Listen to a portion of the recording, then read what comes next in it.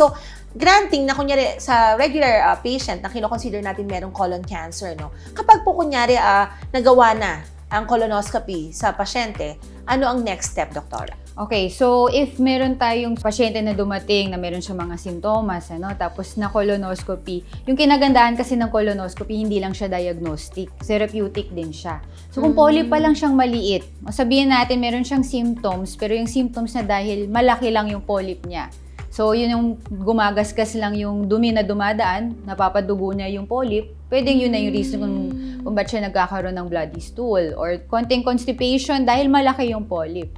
Kung kinaganda ng colonoscopy is diagnostic din siya, kaya namin tanggalin yung mga polyp na yan, lalo na kung maliit pa lang siya. So, ang screening colonoscopy kasi ginagawa natin even kahit walang simptomas ang pasyente. Basta tumata ka na sa between 45 years old to 50 years old, ina-advise na namin kahit walang simptomas, magpa-colonoscopy na dahil syempre, kung maliit pa ang polyp, walang sintomas, mas madaling tanggalin. Yeah, okay. And Doc, we've been mentioning about colonoscopy.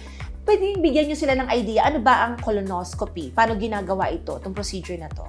Okay, so unang-una, lalo na kung nasa 37 years old and above na yung patient, kukuha muna tayo ng clearance sa cardiologist. Or sa pulmonologist kung may mga lung problems yung pasyente. Pag nakakuha tayo ng clearance, yung patient is-schedule po natin yan siya for colonoscopy. So during colonoscopy, patutulugin kayo na anesthesiologist para walang mararamdaman at wala kayong makamalay-malay kung ano na nangyayari sa inyong katawan.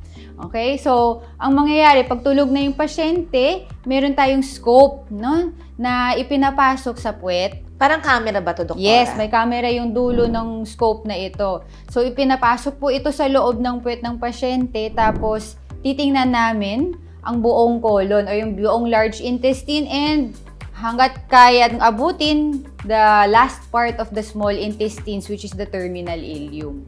Okay. So, dahil may camera dito, makikita kung whatever, kung normal ang lining. Yes. So, during the process, naka-record yun, naka-record yung buong colonoscopy, and then we also take pictures. Okay? Pag may makita kaming polyp, pag maliit lang siya at kayang tanggalin by colonoscopy, tinatanggal na namin to at pinapadala namin sa pathology for histopath.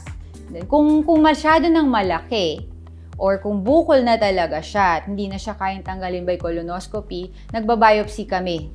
Dahil kailangan pa rin ng surgeon, kunyari, surgical candidate ang pasyente, kailangan pa rin niya ng histopath para galawin yung bukol ng pasyente.